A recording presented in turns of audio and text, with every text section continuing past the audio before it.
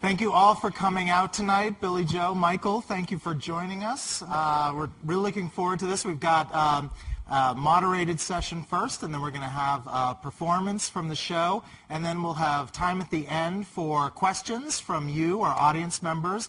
We'll have microphones at the end of either aisle, so you'll be able to line up. I'll cue you when we're going to get going with that. So, Billie Joe, I'd love to start. When you and Mike and Trey, the members of Green Day, created the album American Idiot in 2003 and 2004, you were setting out to create a rock opera of sorts around several characters, but one particularly, the Jesus of Suburbia. And I'd love to know what was the inspiration for the album and for the story that you all wanted to tell.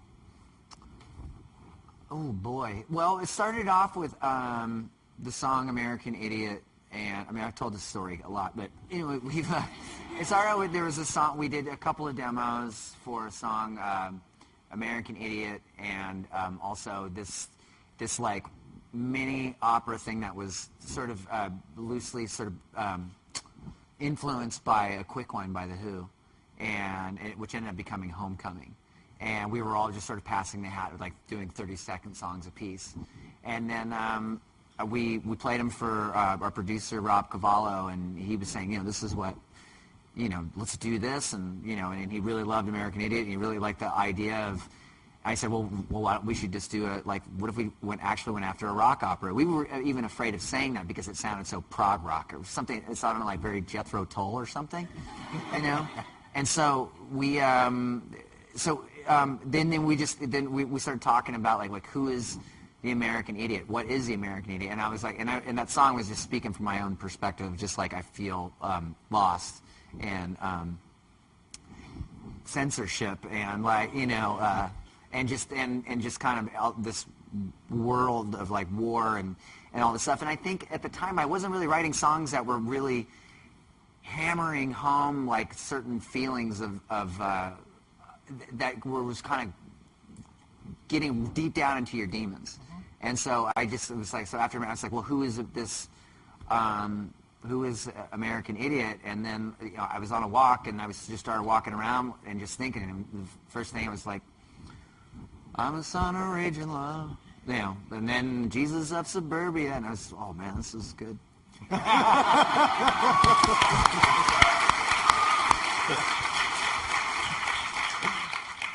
Michael, you've said that when you heard those 13 tracks off the 2004 American Idiot album, you began envisioning a piece of theater out of it. You, as a director of Spring Awakening, of several other shows, why did you see American Idiot working as the basis of a musical? What was it about that album? Well, the first thing that struck me was the immediacy of it. And I recognized in the Jesus of Suburbia character a kind of national malaise, kind of. I knew who these kids were. I've been that kid before, and you have to remember that when this was, when I was listening to it, it was, George W. Bush's second term. We were in some really serious trouble as a country, and it seemed to me that there was something urgent about what was being said, and it was capturing this almost inexpressible feeling that we all had. And so that was the first thing that attracted me to it. And then listening to it over and over again, I started to really hear this narrative inside it of Jesus of Suburbia and St.Jimmy and this girl that he falls in love with in the city, and this sort of tug of war over his soul. It seemed very Faustian to me, Shakespearean or something. It seemed like a classic theater story. And so then I started to think, what if he had friends, and what if there were more people like that?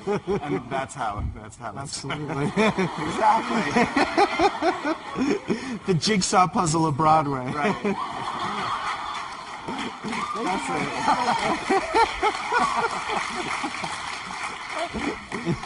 You know, you guys collaborated together for a few years on the book, the script, and the concept of American Idiot to bring the musical, American Idiot the musical, to bring it to life. What were some of the most interesting, challenges or sort of things you needed to decide in terms of creating a musical out of this? What were some of the things you really, sort of talked over, wrestled over?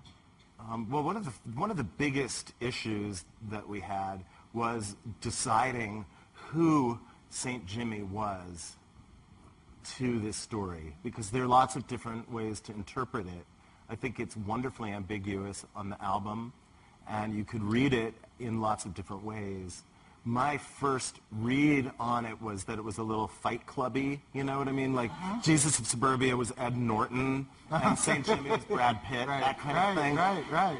But it could also be the same person, or a part of him, and how do you illustrate that? How do you make that clear for an audience to get and playable for an actor to do? And how do these two people intersect? So that was a big challenge.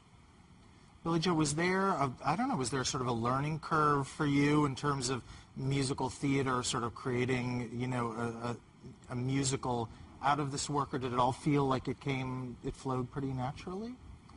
You mean like while I was writing it, or after going into the stage version of it? The stage version. Yeah. It felt really. I didn't really know what the hell I was doing. To be honest with you, I saw what Michael did with Spring Awakening, and then they had a sit-down version where everybody was sitting in seats, and there was just a bunch of people singing the songs in these different arrangements. And then, as soon as I was able to hear it that way, I was completely into it. I could visualize it. It was like, oh, this can work, definitely. And just all the women singing, and just like the beautiful harmonies,